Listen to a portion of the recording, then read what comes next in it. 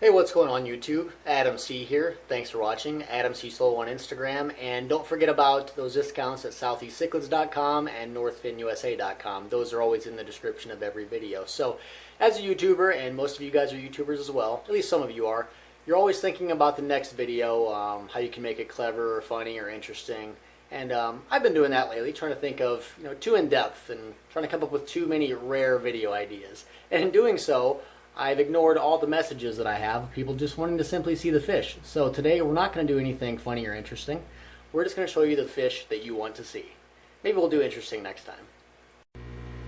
So I'm going to start at the 125 in the garage fish room. This whole tour will be in the garage fish room. This is a 125. The background is the crystal wall from Universal Rocks, and these are the matching stackable rocks to go with it. Really satisfied with this background. Again, that's from Universal Rocks. It's fairly inexpensive for the amount of detail that it has, and it really goes well with the tank. So, again, this is the 125. I've got a lot going on. I have the 5 Milochromis acuticeps that I got really young that I was hoping to grow into a breeding group, and that is going well so far. The biggest one's probably 4.5 inches by now. They're really growing well. I don't know what my plans are for the group long term. I can only keep so many groups and grow them to maturity and still have enough room, so I'll probably grow them, and if I get a decent ratio, I'll breed them for a bit, and then maybe I'll sell the group or trade the group, who knows.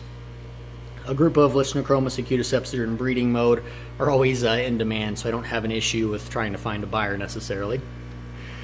I also still have the Milochromis Pylos Tychus breeding group in here, 2 males, 2 females. They don't like my camera. This is probably the most prolific breeding group I have ever had.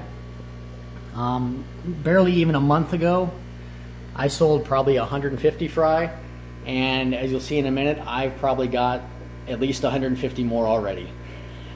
Just non-stop. And it's actually to the point now where I even have to remove the dominant male at times just so the females can get a break and actually eat some food.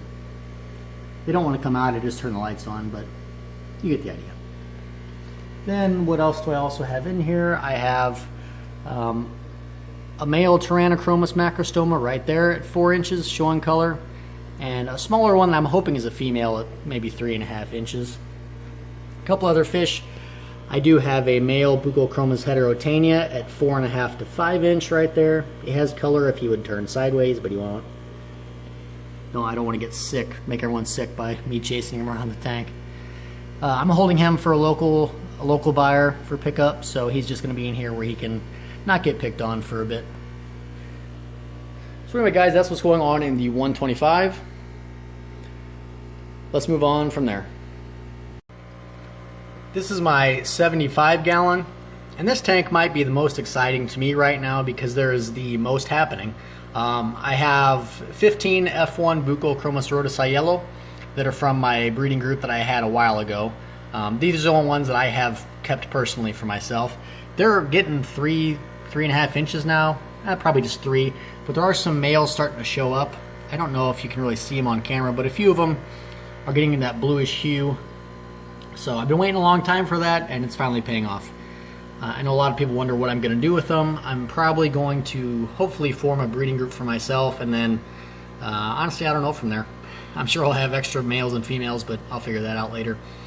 I also have 10 Milochromis Pylos Tychus that I kept for myself from my breeding group. So I was hoping to increase the size of the Milochromis group that I do have.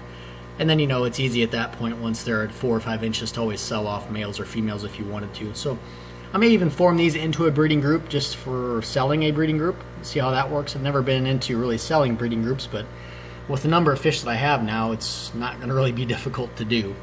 And I also have a 3rd Milochromis macrostoma in here. He swam behind the background in the 125, and it took me a long time to get him out. He didn't eat back there, but I finally got him. Alright, so we'll move on from there. Here is a 40 gallon. Got 3 sponges in here. This is a nice little grow out for smaller fish. In here I have about 20 of the Milochromis, and then I've got 30 F1 Taniolethernaut versicauda yellow. I did sell about 50 of them, but I kept these for myself. This is I think the second group that I've gotten from that group, but this is the first time I've ever hung on to any for myself. So I really want to see how they grow up. I'll probably raise them to 3 to 4 inches, and then from there I'll figure it out. I don't know if I'll have room to keep any or if I'll just sell the remainder at that point. Just a really cool, really underrated fish. Some people get one for a show male tank, or a male show tank, and it doesn't color up and they get really disappointed, and it doesn't do the fish justice. This is the type of fish, like a lot of other smaller Lithornops, you really got to give them females. They're timid, but if you give them females, they show you a whole ridiculous amount of color. Here I'll insert a clip of the male really quickly here so you guys can see a picture.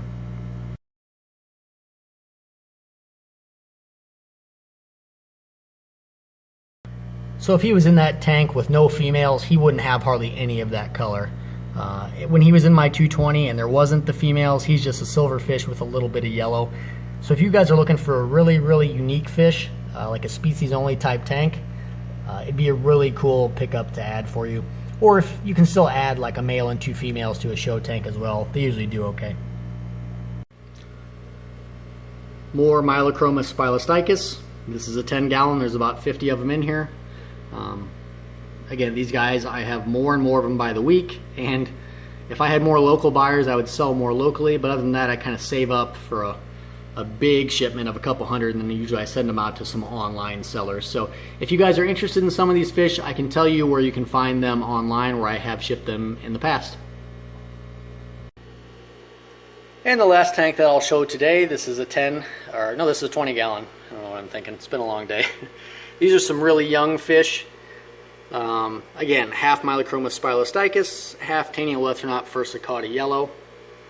Just another nice grow out tank so I can get them to a decent size to either ship or who knows. I have a lot of plans going on. So I kind of play it by ear as they grow up to see what I want to do with them.